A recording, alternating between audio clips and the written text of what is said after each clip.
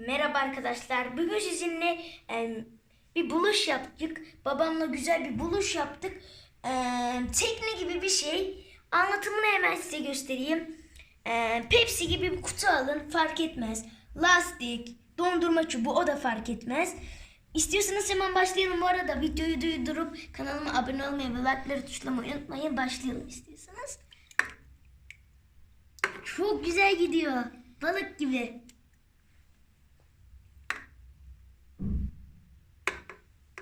Babamla birlikte yaptık. Hemen döndürelim. Şöyle. Bayağı bir döndü. Hadi bakalım.